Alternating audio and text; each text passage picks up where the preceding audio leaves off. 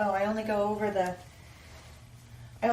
with the flat of the brush when I'm trying to kind of incorporate color, or try to make like shaded color, smooth the color out. But I like using the side of my brush Side stroke. to really give texture, because I think it makes it look far more realistic than just having it quite so flat. And I'm actually going to go through and add a little bit of this greeny brown into our water. Not a whole lot, just enough to, because I don't know about you, I've never seen a pond quite that blue. Muddy it up a little. Just to muddy it up a little,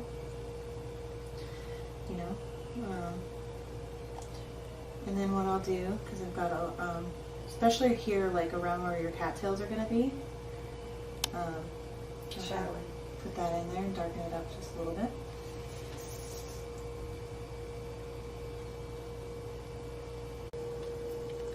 I just kind of want like a warm, like almost orangey yellow in the background. Might need a new plate.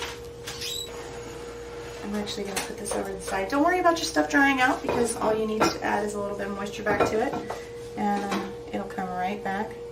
So I'm just going to pick up a little bit of our yellow, and a little bit of that goes a long way. That's our orange. And all I'm trying to do is warm up this yellow a little bit. Now, it may seem strange to have yellow in the sky behind the princess, and the reason we're doing that is we want almost a neutral. You don't want your brain to register that it's sky. You just kind of want it to be like a background color. So either an ivory or a light or kind of very pale warm yellow works well for that, because you don't want it to, you already have all this water in your forefront. So you don't want to have it look like the water just keeps going. So we're going to just go ahead and add, and you can see how light it is. It's basically just meant to make your background not white. It's not really meant to add anything in particular as far as color. It's just so your background isn't white. And I'm actually going to warm it up near the horizon line. I'm going to make our yellow a little warmer down at the horizon line, so it gives it some depth.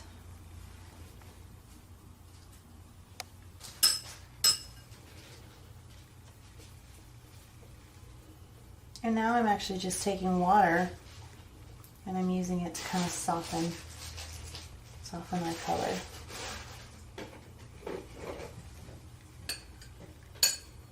And I noticed I missed some of the water back here, so I'm just going to go ahead and add some of that in.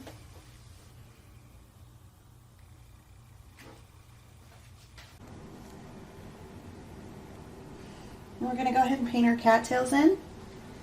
And this is where you do want your color to be a little more saturated, so you can pull right off the gel on your plate.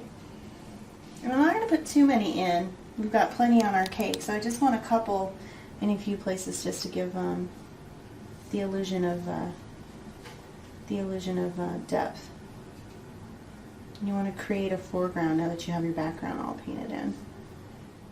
And remember, we're going to go back and outline all of this, and that's really going to make our painting look like an illustration. It's really going to make it pop. So don't worry about it if your lines aren't as clean as you think they should be, or if it's looking a little muddy. Once we go ahead and put those outlines in, it's really going to make it very crisp. Now we're going to be painting our frog in, and what you need to remember once again is you want to go light to dark. So we're actually going to start with this very kind of yellow-green as our base. And the reason for that is you can always, like I said earlier, you can always layer darker colors on top. But taking away color and making something lighter, or adding your lighter shades in, becomes very difficult after a certain point.